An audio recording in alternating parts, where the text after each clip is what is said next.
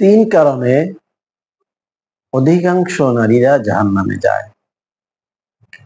আল্লাহ রসুল সাল্লাল্লাহু আলাইহি ওয়াসাল্লাম এই তিনটি কারণ সহিহ বুখারীতে উল্লেখ করেছেন। নারী জাতি অধিকাংশ জাহান্নামী, এই কথা আল্লাহ রসুল সাল্লাল্লাহু আলাইহি ওয়াসাল্লাম কেন বলেছেন এ ব্যাপারে ইবনে আব্বাস রাদিয়াল্লাহু তাআলা আনহুমা থেকে হাদিসটি সহিহ বুখারীতে এসেছে। রাসূল সাল্লাল্লাহু আলাইহি ওয়াসাল্লাম বলেন, উরিতুন নার ফাইদা আকসারু আহলিহা আন-নিসা, জাহান্নাম আমাকে দেখানো হয়েছে, আমি দেখতে পেয়েছি সেখানে অধিকাংশ জাহান্নামী হচ্ছে মহিলা।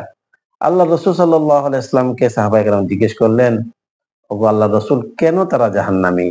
আল্লাহ রাসূল বলেন, ইয়াকফুরনাল আশিরা ওয়া ইয়াকফুরনাল ইহসানা। এখানে দুটি কথা উল্লেখ করলেন, তাদের কুঅভ্যাসের কথা।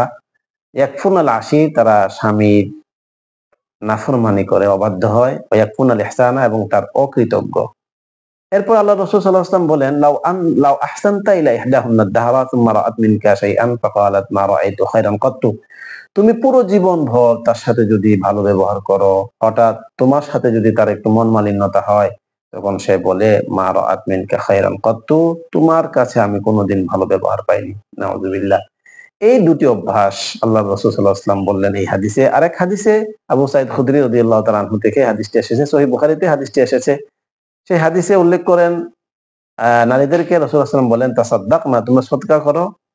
কেন? ফাইন্নী উরিতুকুন্না আকসারা আহলিন নার, তোমাদেরকে আমি জাহান্নামী দেখতে পেয়েছি অধিকাংশ। জিজ্ঞেস করলেন, অবিমা ইয়া রাসূলুল্লাহ, নারীরাই জিজ্ঞেস করলেন কেন?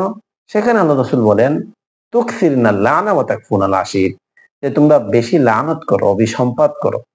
আগের হাদিস থেকে দুটি, এখান থেকে আরেকটি নতুন পেলাম, সেটা হচ্ছে তুকসিরনাল লানা, অভিসম্পাত করা। এই তিনটি কারণে আল্লাহ রাসূল নারীদেরকে জাহান্নামী বলেছেন। নাউযুবিল্লাহি মিন যালিক। নারী জাতি মায়ের জাতি, তারা যদি চায় জান্নাত কামানোর জন্য, তাহলে এই কুঅভ্যাসগুলো যদি তারা ত্যাগ করতে পারে, ছেড়ে দিতে পারে, আল্লাহ তাআলা তাদেরকে জান্নাত দিবেন ইনশাআল্লাহ। পাশাপাশি যে জরুরিয়াতের দিন, সেগুলো পালন করতে হবে।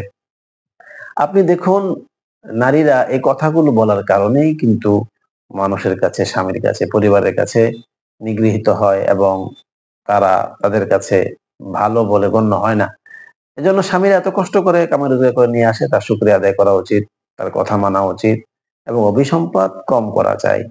আল্লাহ রাসূল সাল্লাল্লাহু আলাইহি ওয়াসাল্লাম তাদেরকে আরেকটি কথা ইশারা করলেন, যে মা রাআইতু মিন নাকিসাতি আকলিন ওয়া দীনিন আযহাবা লিরুব্বি রাজুলিল হাযিমি মিন ইহদাকুন্না, তাদের দিন এবং বুদ্ধি তাদের কম থাকা সত্ত্বেও একজন চালাক হর্তাকর্তা, চালাক একজন পুরুষের বুদ্ধি হরণে তাদের চাইতেও পটু, পারদর্শী আমি কাউকে দেখতে পাইনি।